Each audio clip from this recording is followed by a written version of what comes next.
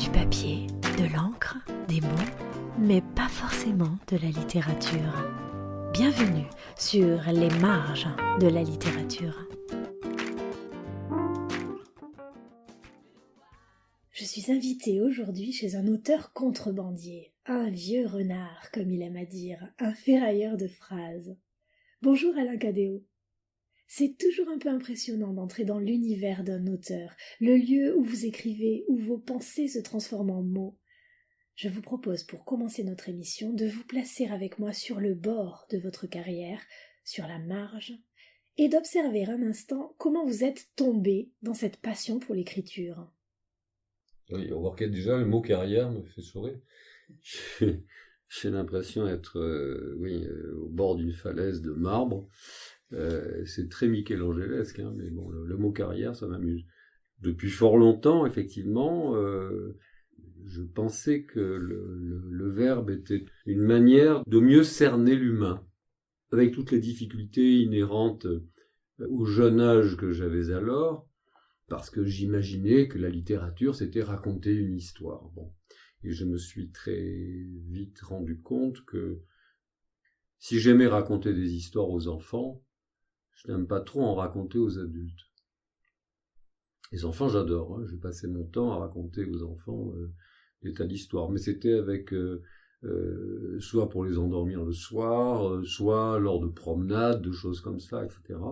Donc là, ça m'allait très bien. Mais dès qu'il s'agissait d'écrire avec une construction particulière, une histoire avec chapitres, etc., là, j'étais beaucoup moins à l'aise. Et au fond, non, c'était pas mon langage. Donc très rapidement, et puis je m'en rendais compte aussi de par mes lectures, je m'apercevais que la poésie pure, mallarméenne, était ce qui me faisait toucher du doigt, c'est d'ailleurs presque paradoxal, mais ouais, toucher du doigt l'immatériel. Au fond, ce qui m'intéressait, c'était l'immatériel. Bon. Donc déjà, j'étais mal barré. Hein. C'était plus en marge, c'était émargé. Voilà. Et m'éloignant de plus en plus dans ces constellations du verbe originel, il y a d'ailleurs une phrase d'André Chouraqui que j'aime beaucoup, qui dit ce verbe que vous prononcez aujourd'hui n'est pas le verbe originel. Autrement dit, les mots semblent avoir, au fil des siècles et des millénaires, perdu leur sens premier. Partant de là, nous ne savons plus ce que nous disons, nous faisons semblant de nous entendre, mais en réalité, nous ne nous entendons pas. Bon. Donc, moi, je me suis aperçu que la poésie était probablement l'élément qui permettait de nous rapprocher le plus possible de ce côté primitif qui, moi, me touche infiniment.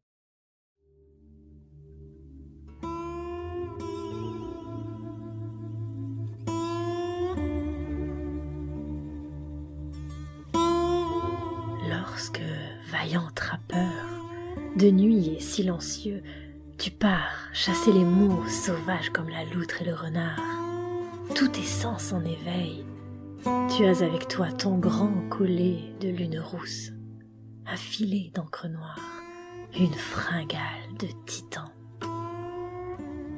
Et tu attrapes vivant un gibier au poil ébouriffé qui hume et sent le thym et les marais, la terre, le vinaigre d'étoiles et le silex griffé. Les mots, aux dents luisantes et pointues, se débattent en rond. Cœur battant et les yeux grands ouverts, langue pendante, ils attendent que je leur rende leur liberté. Il faut les voir, à peine relâchés, ils fuient à toute allure. Alors, il ne te reste rien entre les mains. Rien. À peine autour de toi, au bout des doigts, le goût du musc, du serpolet, cette poudre électrique comme un parfum ayant frôlé la perfection. L'animal n'est vivant que libre et sans entrave. Derrière les barreaux et les carrés de nos cahiers, il a déjà la mer fumée du faisandé.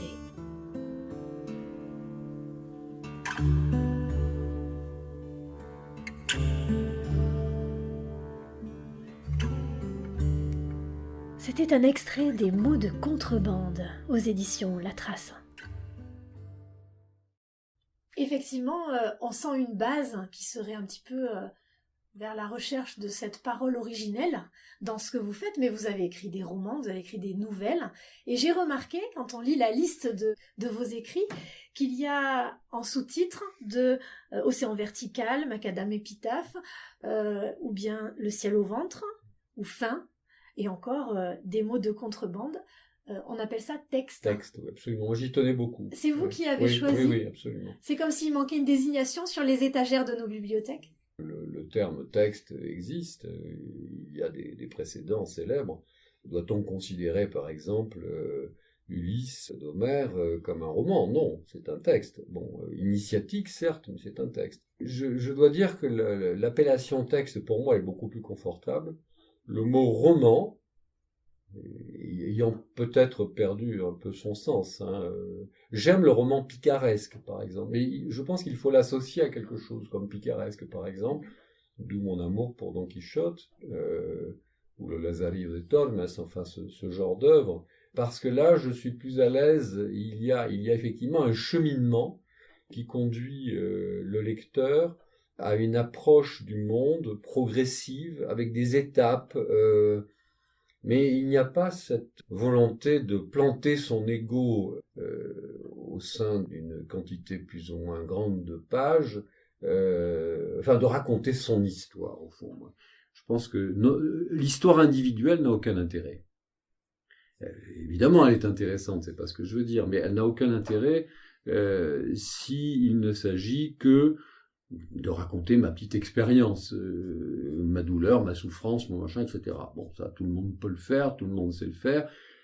Je vous disais, il n'y a pas très longtemps, il y a une cinquantaine d'années, combien de gens, et puis vous-même, vous en avez rencontré, vous ont dit, ah, alors moi, si vous saviez, avec la vie que j'ai vécue, je pourrais en écrire des livres. Bon. Et il se trouve qu'aujourd'hui, chacun raconte son histoire. Alors, je n'ai rien contre, c'est pas le problème. Mais pour moi, ça n'est pas l'écriture que je souhaite. Je la lis volontiers, vous savez, c'est comme les films de série B. Moi, je les regarde volontiers. Je suis très bon spectateur. Hein. Je peux voir un mauvais film, un bon film, puis je regarde parce que je trouve que toute expérience est intéressante. Mais c'est vrai que ce qui m'a marqué adolescent, c'est ce qu'on peut appeler, enfin je pense que pour vous c'est la même chose, c'est ce qu'on peut appeler les chefs-d'œuvre. Alors qu'est-ce que c'est qu'un chef-d'œuvre? Voilà. Est-ce que c'est un roman? Est-ce que c'est un texte? Est-ce que c'est je sais pas, un poème, un grand poème, etc. Je pense que ça reste un mystère en définitive. Hein. Le chef-d'œuvre, c'est ce qui vous fait trembler, frissonner, vous déstabilise complètement parce que justement il n'y a pas d'anecdote particulière, il n'y a pas de fil conducteur, il y a simplement une terrible personnalité en train d'exercer, je dirais, son propre mystère sur le papier, la toile, la pierre, enfin peu importe. Ce qui me fascine, c'est ça. Alors bon, certains auteurs, quand j'étais plus jeune, m'ont mis un peu sur la voie. Je pense à Blaise Sandra, je pense à Henri Miller, et je les cite toujours, parce que finalement, j'en ai pas 36. Si, j'en ai beaucoup d'autres, mais enfin, je cite cela, c'est le plus simple. Je pense évidemment à Dostoïevski. Bon. Est-ce qu'on doit considérer que Dostoïevski est un romancier? Je ne le crois pas.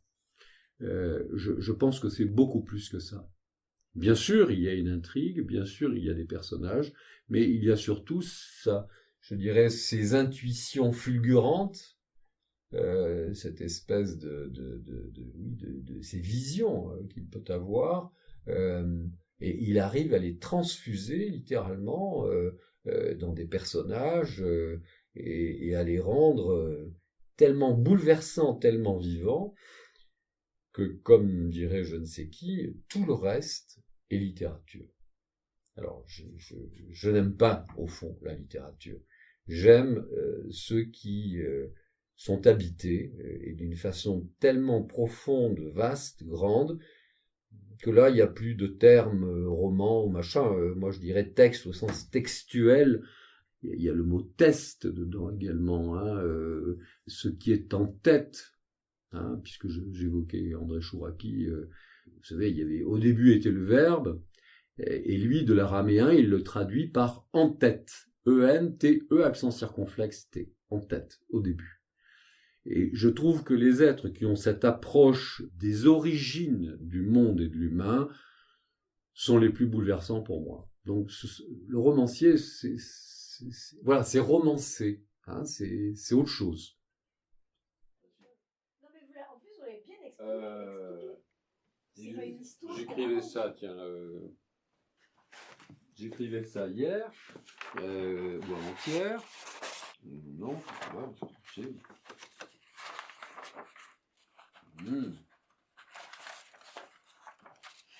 Bon, je vais m'asseoir parce que ça ira mieux.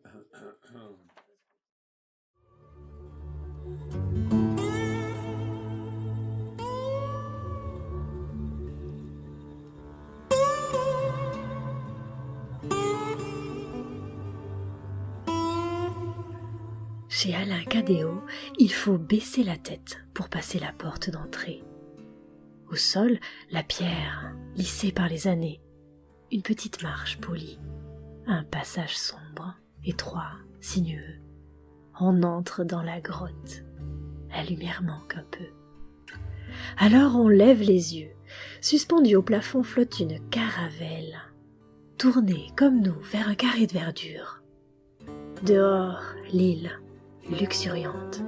Dedans, le bois, le cuir, les tentures. Dans une niche à même la pierre, un bénitier géant, main tendue, remplie de coquillages, cornes d'abondance.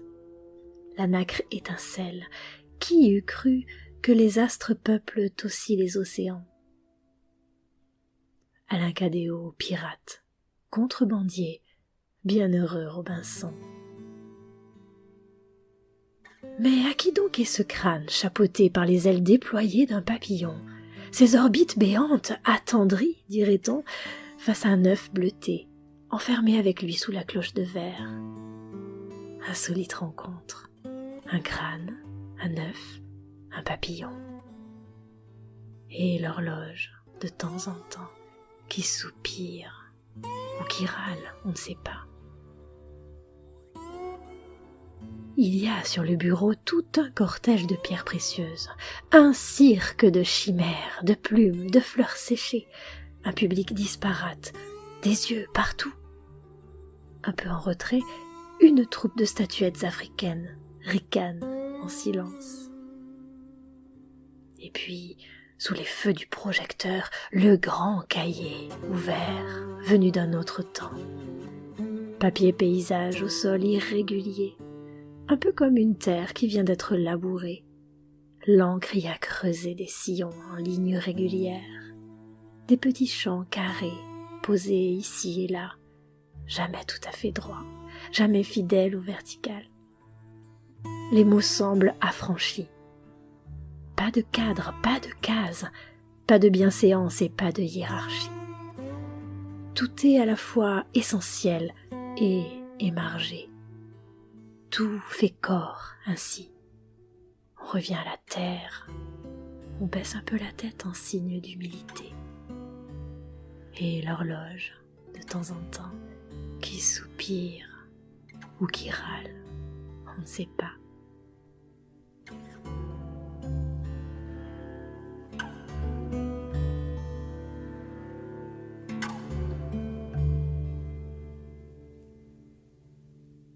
Alain, vous avez une autre activité qui est en marge de la littérature et qui me paraît fondamentale dans la façon dont vous abordez le réel tel que vous voulez le transcrire.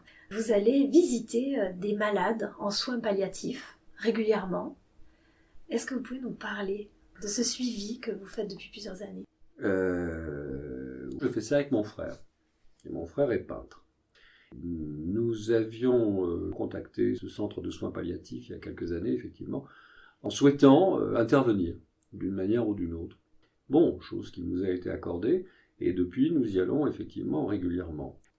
C'était une épreuve difficile, c'est toujours difficile. Ce qui est frappant, si vous voulez, dans cette expérience, et plus qu'une expérience d'ailleurs, c'est de découvrir que tout individu en fin de vie, quelque âge qu'il puisse avoir, masculin, féminin, quelque fonction qu'il ait pu honorer, se retrouve dans ce que je pourrais appeler une singularité fondamentale.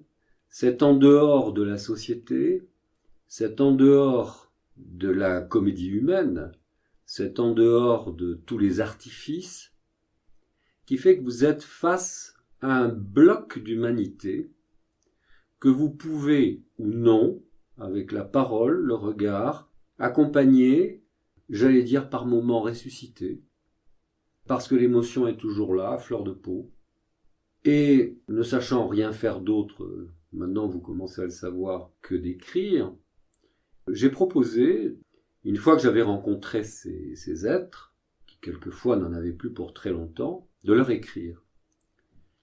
Et quant à mon frère, lui, il fait des croquis souvent des visages que nous avons en face de nous. Je l'ai rencontré et le lendemain matin, très vite, j'insiste sur la notion d'urgence. C'est peut-être ça qui me fait dire aujourd'hui, j'en ai assez de cette société qui vous fait attendre. Il y a trop de gens qui attendent. Il n'y a pas assez d'êtres qui répondent. On vit tous comme si on était éternel. On est vraiment une couronne de couillons absolument dramatique. Je trouve que quand vous écoutez, quand vous entendez quelqu'un, il est de votre devoir de lui répondre. Et donc dans l'urgence, parce qu'on sait qu'il n'y en a pas pour longtemps, le lendemain matin, je leur envoie un mail qui est transmis par le biais du psychologue. Et là-dessus, ces patients ont souhaité répondre. C'est un peu les dernières lettres, vous pourrez penser ça. Et soit ils peuvent répondre parce qu'ils en ont les moyens, soit ils ne peuvent pas, pour X raisons médicales et autres, et à ce moment-là, ils dictent aux psychologues ce qu'ils veulent nous transmettre. Soit c'est le psychologue lui-même qui nous fait part des impressions qu'il a retenues en lisant mes lettres. Et il se trouve qu'au bout de 5 ans d'intervention de ce type, le groupe médecins, psychologues, patients, infirmiers et intervenants, nous avons souhaité publier ces dernières lettres. Et je vous avouerai que c'est probablement l'ouvrage auquel je tiens le plus. Là, tout d'un coup, l'homme est nu, absolument nu. C'est tellement touchant de pouvoir approcher cette vérité, quoi, et de pouvoir la transmettre. Je sais que chaque fois que j'y vais, c'est un peu avec beaucoup d'appréhension. C'est pas simple, c'est pas toujours très simple. Et puis, alors, ce qui est miraculeux, la plupart du temps, c'est que le rire est toujours là. Il y a toujours cette capacité de séduire et de rire. Autrement dit, je ne sais plus qui disait, il faut toujours, y compris en fin de vie, recréer de la séduction. Si vous savez recréer cette séduction, vous faites revivre. Alors c'est évidemment, ça va pas durer, mais c'est la plus belle floraison. C'est cette plante qui fleurit d'une façon absolument sublime, alors que 3 mois après, il ne sera plus là. Bon, c'est un peu ça, les êtres humains. C'est la dernière floraison, mais c'est la plus belle. Merci Alain Cadéot. Merci de m'avoir accueilli le temps d'une émission dans votre bureau, votre île de Robinson, au milieu de vos bois flottés, vos cailloux, vos plumes, vos encres et vos grimoires. L'encre était à peine sèche ce matin, quand je suis arrivée, et vous m'avez fait le cadeau de m'en faire la lecture.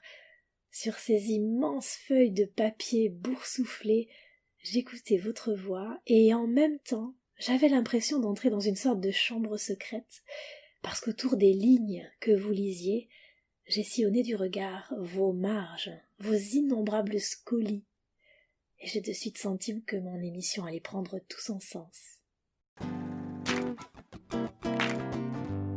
Notre collection d'émissions est en ligne sur notre site, accompagnée par une page de référence et de documentation sur notre invité. N'hésitez pas à interagir et à nous solliciter, nous serons ravis de vous retrouver ici ou là, sur les marges de la littérature.